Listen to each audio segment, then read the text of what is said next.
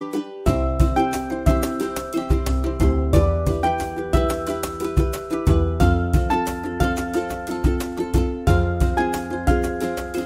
à tous et bienvenue. Je suis très heureuse aujourd'hui d'attraper au vol, c'est le cas de le dire, Léla de Monté parce qu'elle va s'envoler et retourner aux États-Unis dans quelques jours. Mais je ne pouvais pas rater cette occasion. Bonjour Léla. Bonjour. Bonjour. Alors pour les personnes qui ne te connaissent pas, je voudrais te présenter en quelques mots. Tu es née, tu vis aux États-Unis et tu es la spécialiste reconnue, internationalement reconnue pour la communication des animaux. Aujourd'hui, tu as publié ce livre, ton dernier livre, il n'y a pas longtemps. On va en parler tout à l'heure. Mais avant, je voulais savoir un petit peu comment ce don t'a été révélé. Oui. Comment tu t'es rendu compte que tu avais une capacité hors norme? D'accord. Alors, il ne s'est pas vraiment révélé parce que quand j'étais petite, c'était normal pour moi. J'étais élevée, donc je suis américaine, mais j'étais élevée... Et tu parles très très bien le français. J'étais élevée à Paris, oui. Alors ça aide. Entre Paris et une île en Espagne, Formentera, et on habitait dans une ferme. Mes parents sont écrivains et je comprenais les animaux, enfin je savais ce qui se passait pour eux. J'avais des images, des visions, des phrases entières, des sensations, enfin des choses, des informations. Mais pour moi, comme c'était quelque chose de normal, c'est pour ça que c'est pas quelque chose qui s'est révélé puisque ça a toujours été là et c'était normal. Mais après, évidemment, j'ai étudié en France et là, j'ai réalisé quand même qu'il y avait des petites différences par rapport à mes perceptions et les autres personnes, à l'école surtout. Et puis voilà. Donc quand tu étais petite et que tu avais donc ces échanges avec les animaux, oui. Tu disais par exemple le chien, ce chat pense ou veut ou... Il se sent comme ci ou se sent comme ça. Je captais les besoins, les souhaits, comment ils étaient quoi. Et comment réagissait ta famille? Est-ce qu'elle était ouverte à cela ou elle disait oh elle invente un peu, elle se fait son petit cinéma? Non, j'ai eu de la chance. Alors moi j'ai des parents qui sont bon, ils sont pas du tout dans ça nécessairement, mais quand même depuis le début ils ont réalisé que j'étais un petit peu différente par rapport à mon frère et j'ai eu de la chance parce que j'ai été acceptée. On m'a pas brimée et comme c'était des choses réelles. Donc, du coup, ils n'ont pas dit t'inventes ou tu dis n'importe quoi, c'est simplement qu'ils ne comprenaient pas comment ça se passait, comment ça marchait. Oui, mais mon père, il acceptait, il disait tu viens des étoiles, et il disait ça tout le temps. C'est beau. C'est joli. Et c'était vrai, l'ouverture, le canal. Oui. Et alors après, comment aller plus loin? Après, j'ai fait mes études françaises à la Sorbonne, tout ça, Université américaine à Paris, et... une voie classique, normale. Oui, parce que j'avais des parents écrivains, donc il fallait. Et histoire des religions. Je devais faire, donc c'est partout dans mes biographies, c'est marqué, j'ai pensé à ça l'autre jour en passant devant la Sorbonne, c'est marqué maîtrise. Mais en fait, c'est une équivalence de maîtrise pour entrer en année de DEA, par rapport à ce que j'ai fait à l'université américaine, en histoire des religions. Et quand je suis passée dans la Sorbonne, je me suis dit, il faudrait que je dise ça aux gens quand même. Et je suis arrivée en première année de DEA, avec un professeur extraordinaire, et c'est là où j'ai réalisé, oh là là, je vais jamais danser si je fais ça. Et parce que ma passion c'était la danse, parce que j'ai toujours été danseuse, et donc j'ai arrêté. J'ai arrêté en plein milieu, j'ai rien dit, je suis partie, mon pauvre professeur, et il m'adorait en plus. Et je suis partie, et voilà, je me suis dédiée à la danse d'abord. Oui. Donc j'ai été danseuse pendant beaucoup d'années, professionnelle de flamenco. Et puis, entre-temps, il y a eu beaucoup d'expériences spirituelles, c'est très long à expliquer, beaucoup d'expériences spirituelles, et j'ai commencé à aider des personnes, principalement. Et un jour, il y a une dame qui est venue et qui m'a demandé pour son chat. Et voilà, ça a commencé. Et c'est là où tout a basculé. Tout a basculé, oui. Mais le vrai bascule, c'est pas vraiment elle, le vrai bascule, c'est les expériences spirituelles qui ont déclenché les choses. Parce que là, tu es la spécialiste de la communication animale. Oui. Tu dis toi-même que tu ressens, tu as les 5 sens qui sont un petit peu presque au même niveau que les 5 sens de l'animal, parce que tu ressens, tu as l'odorat, tu as la vue. Pas autant qu'eux, parce que par exemple l'odorat c'est... Ah oui, non, je sais, pour le chien par exemple. Non, j'ai pas dit au même niveau. Mais je dirais, tu utilises les 5 sens pour capter leurs sensations, leurs ressentis. C'est ça. Donc ça peut être la clairvoyance, clairaudience, clairsentience, clair olfactif et clairconnaissance. Oui. Donc, par exemple dans les stages, la plupart des personnes ils vont avoir à peu près deux sens plus développés que d'autres. Mais il y a des gens qui ont la panoplie de tout. Et bon, c'est beaucoup plus amusant quand on a tout, mais même quand on a tout, il y a par exemple certaines fois, c'est un sens plus qu'un autre, ça dépend Ça dépend des fois. En fait, ça fluctue. Parce qu'on va revenir après à tes stages que tu as évoqués. Donc, tout début, la différence entre la communication et la connexion, parce que c'est intéressant. Oui, alors la communication animale, c'est avec un animal qui est vivant, et c'est pour savoir qu'est-ce qui se passe pour lui dans sa vie, dans son environnement, avec ses congénères, avec son gardien, donc pour ne pas utiliser le mot maître, celui qui s'occupe de son bien-être, et avec comment il se sent physiquement, comment il se sent émotionnellement, physiquement, etc. Ça, c'est la communication animale. Elle ne résout pas nécessairement des choses, elle est là pour comprendre. Voilà. Comprendre, expliquer, oui. Et la connexion? Oui. La connexion, c'est avec un animal décédé. Donc ça, c'est quelque chose qu'il faut... C'est un appel, en fait, il faut l'avoir reçu.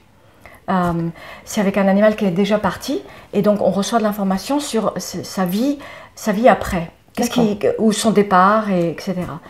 Donc, pour rassurer le gardien, l'aider à comprendre ce qui s'est passé.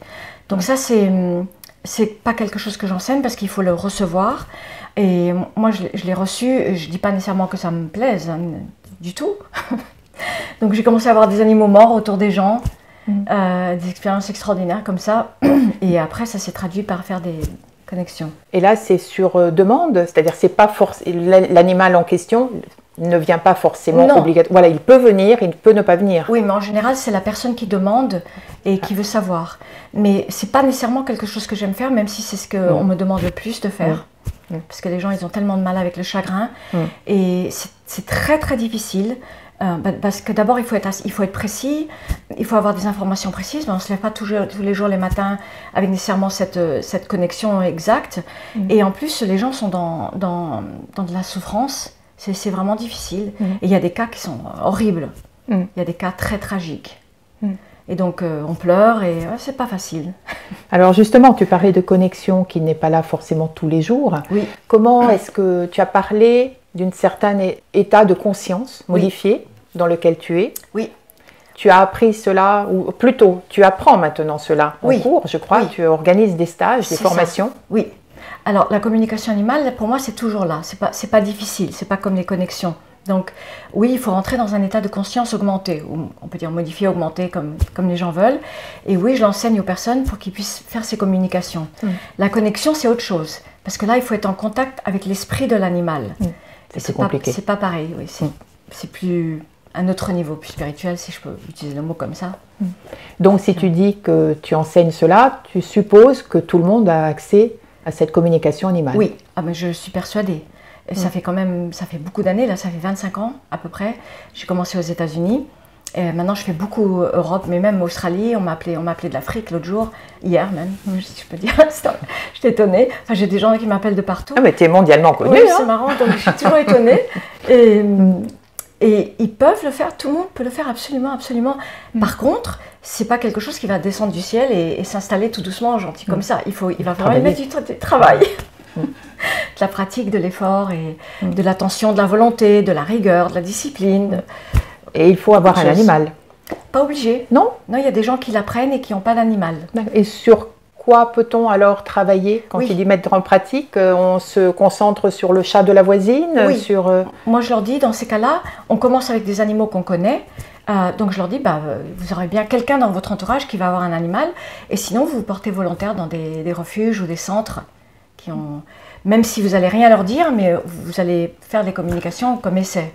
Alors justement, la question que tout le monde peut-être doit se poser, que je me pose, comment savoir si ce que je ressens, je capte est réel ou mon imagination débordante? Oui, alors ça c'est la question.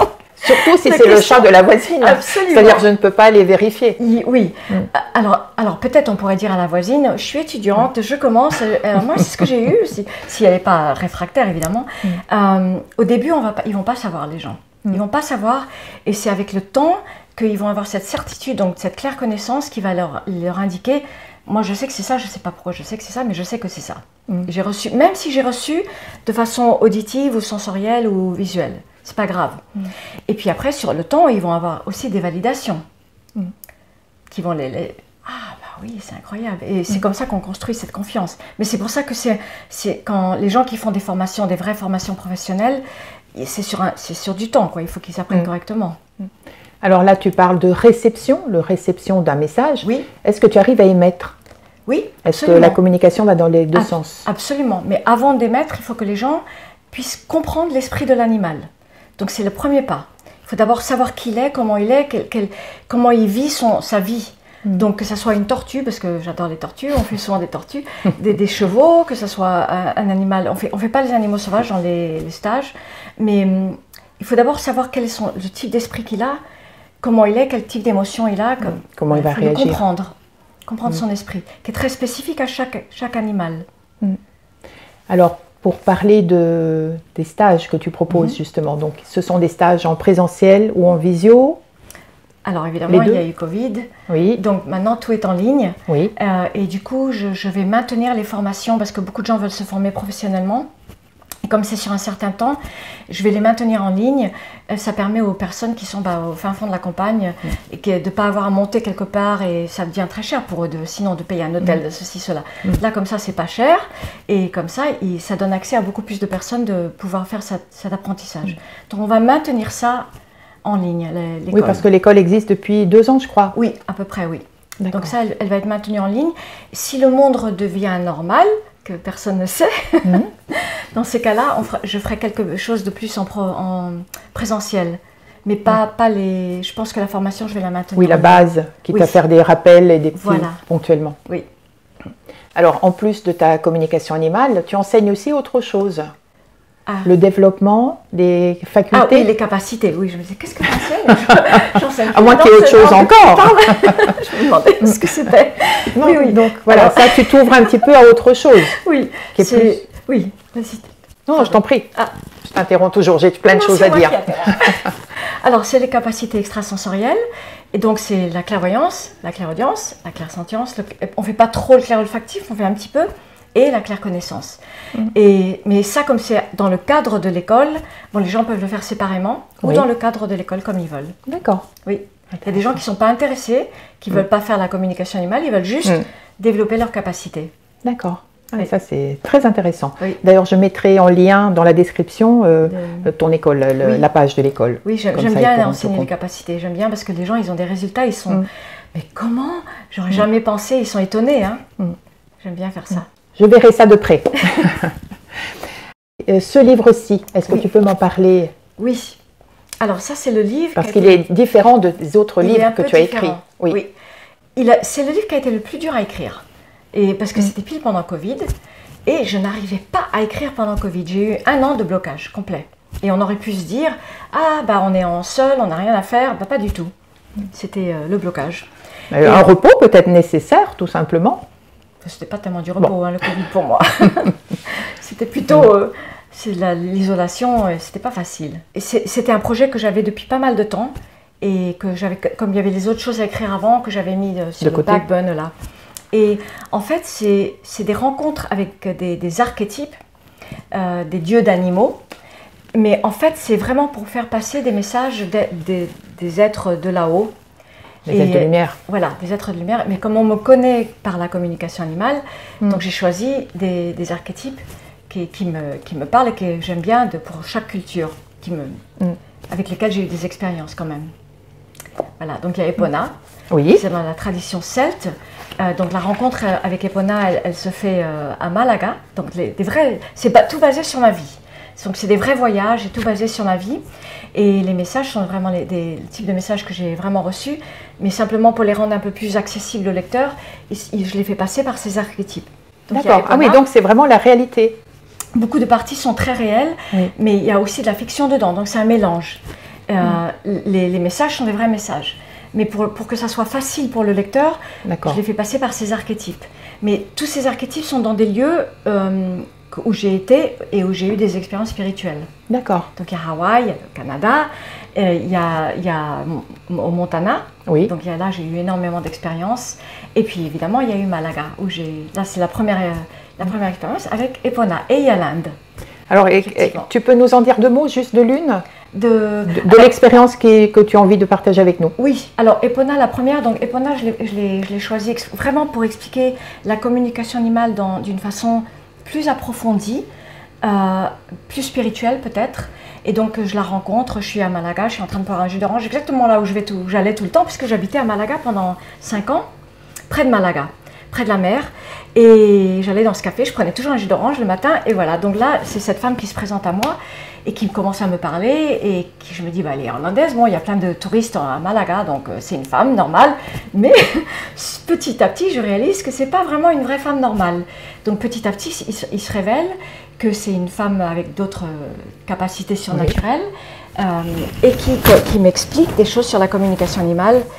Et donc on va visiter un centre qui existe réellement, où je vais régulièrement, qui est pour un refuge de chevaux. Excuse-moi, je t'interromps, mais elle t'avait reconnue ou pas? Elle, quand elle s'approche, elle oui, savait qui tu étais. Elle sait qui je suis, mais voilà. moi je ne sais pas qui elle est. D'accord, mais elle savait. Moi je pense que c'est juste une femme, une touriste, oui, comme il y en a plein, irlandais ou anglais là-bas, il y a plein de touristes. D'accord. Et petit à petit, je réalise qu'elle sait qui je suis, que voilà, il se passe plein de choses. Et on va dans ce refuge pour chevaux que je connais très bien, d'ailleurs que je soutiens financièrement, émotionnellement, tous les sens, spirituellement. Le site de Santa Maria. Oui, j'allais en qui parler s'appelle plus maintenant comme ça, il s'appelle Todos los Caballos del Mundo. Waouh. Oui. Et on va là-bas, et là, elle m'apprend beaucoup de choses, cette femme Epona. Enfin, c'est une déesse, quoi. C'est un archétype. Donc ça commence comme ça, pour bien établir les choses sur la communication, et après on va dans d'autres choses, un peu plus des informations qui sont multidimensionnelles, ou les espaces parallèles, voilà, les dimensions parallèles, etc. Donc ça c'est pour Hawaï et d'autres, par exemple le Montana, c'est pour apprendre des choses sur les autres dimensions. Oui, donc là vraiment tu t'ouvres à un spirituel qui est beaucoup plus large, plus grand. Là c'est plus large sur ce livre-là, et d'ailleurs je vais sûrement continuer dans cette direction. C'était ma question, est-ce qu'il t'ouvre la porte à d'autres choses? Oui. Oui. Parce que comme j'ai la chance d'avoir un éditeur qui me laisse faire tout ce que je veux. Et qui te fait confiance. Et qui me fait confiance et que j'adore. Et franchement, je veux vraiment remercier Guy Trédaniel parce que c'est lui, il a cru en moi. Je vais pleurer, ça y est. Mais non aussi. Bah, écoute, tu as un bon public aussi qui te suit, qui est derrière toi. Oui. Donc, quand tu fais tes conférences ou autres, tu es toujours très soutenu, je le sais. Oui, mais lui, il a cru en moi quand personne ne savait qui j'étais. Donc ça, c'était en 2006. Et, oui. Et voilà, il a eu cet instinct. De te tendre la main, voilà. Et il a très bien fait. Oui. L'intuition. Je suis très heureuse. Qu'est-ce que tu pourrais nous dire pour conclure ce bref échange que je suis très heureuse d'avoir pu faire avec toi? Mais moi aussi, je suis enchantée. Je suis très très contente. Qu'est-ce que tu pourrais passer comme message ou comme... Oui.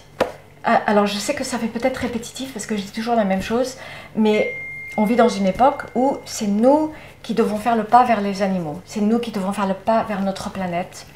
Et les animaux, et évidemment les plantes, les arbres, etc. Tous les êtres qui sont conscients de notre planète et elles-mêmes étaient conscientes. On ne peut pas attendre qu'eux ils viennent vers nous. Donc on ne peut pas attendre de recevoir des grands messages telluriques et des choses comme ça. C'est nous qui devons faire ce pas pour transformer la situation et transformer surtout toutes les espèces en voie d'extinction et transformer les choses. Transformer et respecter. Et voilà. Et aimer, tout va de pair. Tout va de pair. Ben, c'est un superbe message. Voilà. Merci beaucoup. J'espère qu'il sera entendu par de nombreuses personnes. Je vous conseille à nouveau de lire Le règne animal divin, qui est un livre assez original justement et qui ouvre la porte sur plein d'autres choses. J'espère que vous avez aimé cette vidéo. En ce qui me concerne, je vous donne rendez-vous très vite pour une autre rencontre.